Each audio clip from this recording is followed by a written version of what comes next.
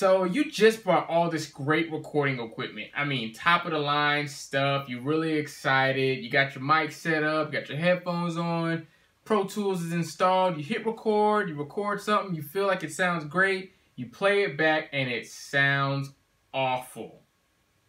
This is typical. Don't be discouraged. I've seen too many people that think right out the gate they're going to make some amazing recordings that are ready to be on the radio, ready for people to hear, and that's just not the case. Recording is just like learning to play an instrument. When you first picked up that guitar or that bass or those drumsticks, you sounded like crap. And this is true for recording. The chances of your very first recording, even your first 10 recordings sounding amazing, are slim to none. You would have to have been trained by an elite recording engineer in a professional recording studio with all of this stuff available to you to where you just immediately knew exactly what to do to create amazing recordings. So please don't be discouraged and think that your very first recording or your first few recordings are going to sound amazing. You have to take the time to try out different microphone techniques, different mic placements, different placement in the room. Like if you're recording vocals in a bedroom, you might need to move to another side of the bedroom or to a different closet or anything like that. You just have to find the optimal space and the optimal miking techniques.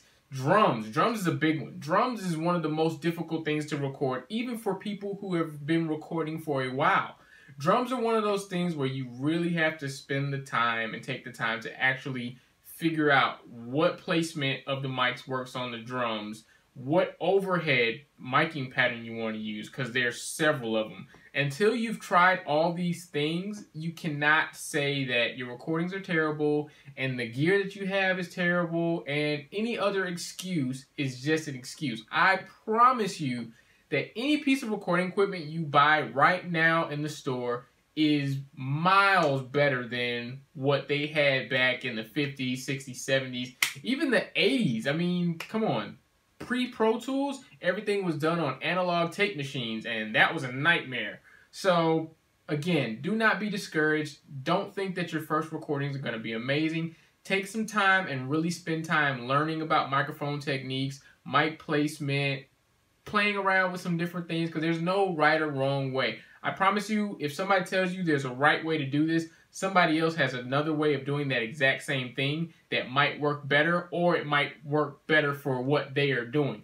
Every genre of music, every instrument has a sweet spot, has a certain way you should do things, or a certain thing that you might want to try. So try it out, and if you're not happy with the results, hey, move the mic and try it again. That's it. That's how you become a great recording engineer. And then after that, spend time learning how to mix. Just because when you hit the highs or the lows on something and it sounds worse than it sounded before, doesn't mean that EQing doesn't work. It just means that you need to spend more time learning how to work the EQ because you're still green in that area. So I'm not going to go too long on this. I just really wanted to get that out there.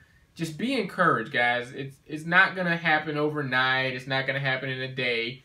To become great at recording is going to take some time, and you have to be prepared to spend that time. Otherwise, you can pay somebody like me to do all your recording, and it will sound amazing. So, until next time, take that advice with you. Happy recording. Stay hydrated. Peace.